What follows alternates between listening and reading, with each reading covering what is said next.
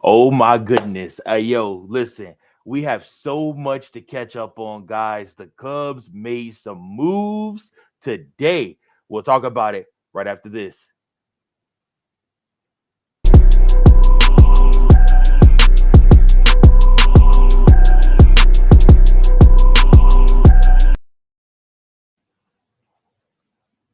What's up, Chicago sports fans? What's up, more importantly, my Chicago Cubs Central fans, friends, and listeners and viewers? I appreciate you guys. Once again, my name is Mike Jones, back in the building with you. Super excited to be going over and reviewing the Cubs' big day today.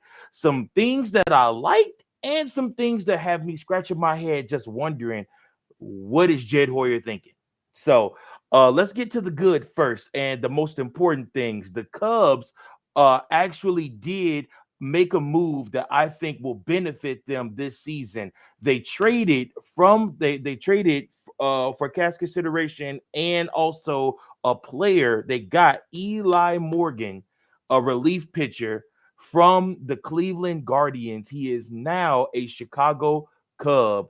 In order to do so, the Cubs had to trade one of their minor league outfield prospects in Alfonso Rosario to Cleveland.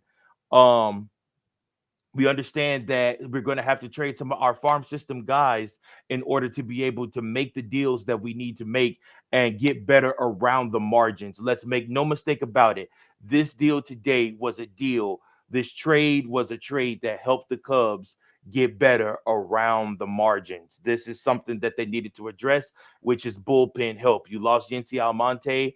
You lost a lot of your bullpen help, even the guys, like I said, that started to help throughout the end of the season. So therefore, you needed to address that, and the Cubs did just that today. They went ahead and made that trade for Eli Morgan. Eli Morgan's stats: he is only 28 years old. He's coming off an injury-plagued 2024 season where he appeared in 32 games, compiling a 1.93 ERA over 42 innings pitched. He's a veteran right-hander. He has spent his whole 4 year career with the Guardians after being drafted in the eighth round in 2017.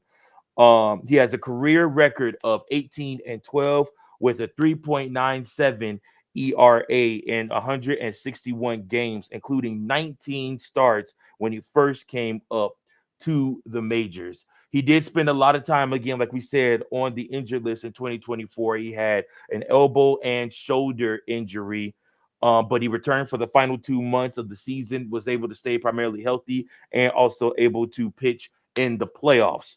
Morgan offers a three-pitch mix, including a fastball, a slider, and a changeup. Um, the opposing batter had a hard time figuring this out when he was healthy on the field, but we're hitting just .176 off of his four-seam fastball last year. So obviously this is a welcome addition to the Cubs. He is known as a soft contact guy. Kind of think about your Kyle Hendricks when you're thinking about Eli Morgan. Soft contact, gonna hit into a lot of gonna get guys to hit into a lot of grounders.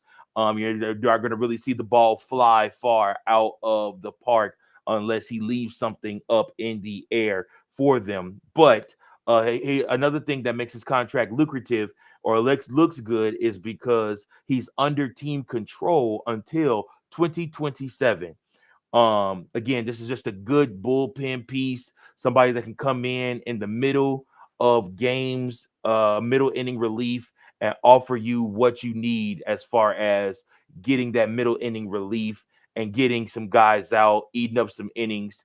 I'm looking forward to seeing what he does once he comes into our system and they get him in the pitching lab, especially with our new pitching coach that we just hired yesterday. So I'm excited to see again, once again, how the Cubs get better around the margins after adding somebody like an Eli Morgan. And again, I don't think the Cubs are done yet. We may see some more of our top prospect pieces be sent away in trades if that means that the Cubs can get better and win more games. So we'll just have to see what happens with that. He also has the potential to earn some save opportunities as well. I'm also looking here through my notes. The Cubs also made a trade for cash with Mr. Matt Ty with the not California, excuse me, Los Angeles Angels for a Mr. Matt Tice. He's 29 years old. He appeared in 57 games last season, hitting just 204 with 2 home runs. He's a former first round pick for the Angels, so obviously you knew that he was going to probably be vaunted as such, but he just never really panned out for them. Um, this move does give the Cubs a left-handed hitting pairing behind the plate since Miguel Amaya is a righty. And Chicago has been looking for a veteran catcher since releasing Yan Gomes last year in the middle of the season. The problem is the Cubs also need somebody that can actually hit the ball. We need some better offense. I do not think Matt Tice is what we are looking for long term. I don't think he is the answer to what the Cubs are needing. And if this is what they feel they're doing right to address their hitting needs, Jed Hoyer better think again. I like the Eli Morgan piece. I love that trade with the Guardians. I'm not mad about losing a top prospect, but we need to get better at the catching position, and there are better catchers out there than a Matt Tice. Like I said, and to clear space for him in the on the team, they designated for assignment Trey Wingenter. Um, like I said, who never really did much in the majors. Like I said, was primarily a AAA guy for the most part. It's unfortunate, but yes, like I said, I think the Cubs can do better than getting us a Matt Tyson trying to sell us on him being the guy that we are going to use along with Miguel Amaya to make some real noise this year in the NL Central. So I'm really hoping that this is just maybe a trade piece. Maybe he'll be a part of another trade coming up, something that the Cubs can use and move around to trade and get other better pieces. Again, like I said, I don't think Jed Hoyer is done. I don't think this is it. This is the big trade of the year. You might actually be surprised at who ends up being traded. It may not be Nico. It may be Nico. It may be Cody. It may even be, and I hate to say this, it may even be Seiya Suzuki. We just have to see what happens with that. But another piece that was designated for assignment today was one Patrick Wisdom. The 33-year-old batted just 171 last year with 8 home runs while appearing in 75 games. He spent the past 5 years with the Cubs, compiling more than 20 home runs in 3 consecutive seasons between 2021 and 2023. Now, Wisdom's playing role diminished as the Cubs broke in third baseman Christopher Morel before he was traded for another third baseman, Isaac Paredes, from the Tampa Bay Rays. So, Wisdom, we know, went between third base and first base. He was able to play both for the Cubs. Uh, I'm just going to tell you guys like this. Even with his home run power, Patrick Wisdom was never meant to be an everyday player. The Cubs tried selling us on him after they made the trade and traded off Javier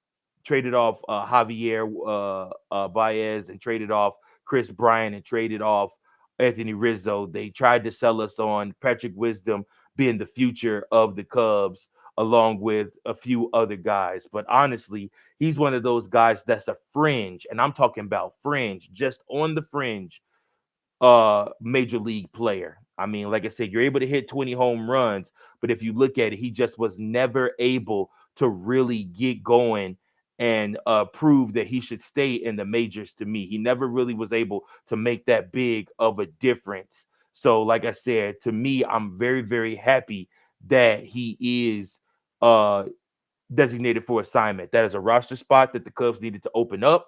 There are other players that we need to get, guys that we can get, bench role players that we can get and acquire that will come in and be able to give the Cubs more off the bench, be able to come in and designate a hit from time to time, and maybe even fill in a role if we have somebody that's injured.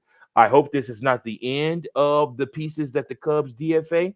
I hope that they also go and look at Nick Madrigal as well as a piece that they need to go ahead and DFA also. I think that we need to keep moving forward. I like where Jed is starting with. Again, the Matt Tice thing is a little bit has me scratching my head, but I really like the Eli Morgan trade. I also like them bringing up Owen Casey as well. I talked about that yesterday on yesterday's live at night. I think I should call this maybe Cubs live at night. You guys tell me what you think. Should I call this Cubs live at night?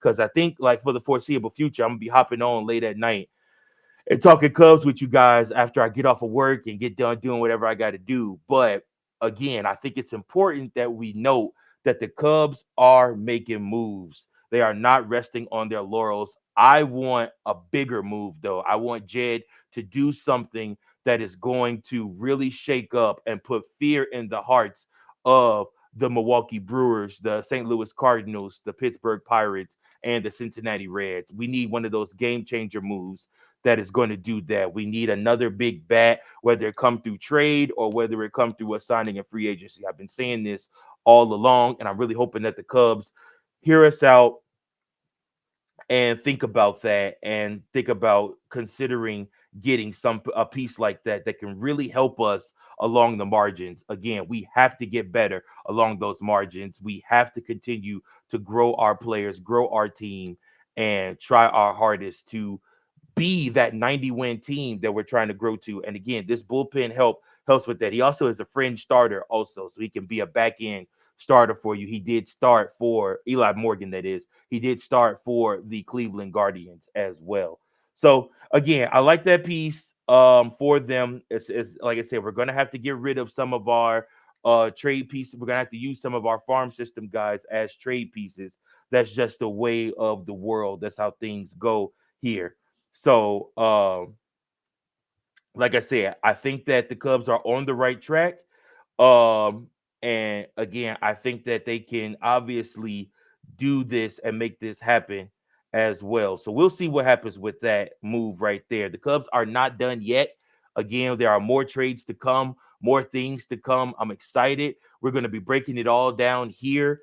We'll talk about the money. And please believe if there's a big trade that happens, you already know me and Kev are going to be on that expeditiously. So, like I said, I appreciate you guys for tuning in. I just wanted to go ahead and drop this quick little late at night video for you. Once again, guys, we are super close to hitting 1,000 subs on this channel. When we started this channel, we were probably around we had just hit over 900, so we are very close to hitting 1,000 subs on this channel. If you guys are able to share this channel, subscribe, like, please do so. Share with your friends, share with your family, like the channel. Like I said, I'm trying to grow the channel. Again, we're bringing you everything Cubs every single day. And I can't wait to talk more Cubs baseball with you guys. Like I said, we got a lot planned. Me and Big Kev coming for you this coming summer. It's going to be a fun summer. Me and Kev even was talking last night about maybe going to the first game of the season. So y'all be on the lookout for that. We're going to be trying to do some stuff, move and shake this coming summer. But for now, again, the Cubs making trades. We're not done yet. We need more. We need more from Jed Hoyer. We need more from Jed Hoyer. We need him to do some more for us so that we can become, once again, the powerhouse that everybody feels the Chicago Cubs should be in the division. So make sure you like, share, subscribe, guys. Once again, I'm Mike Jones. I appreciate you guys. Remember, I love you, appreciate you, and go Cubs go. Till next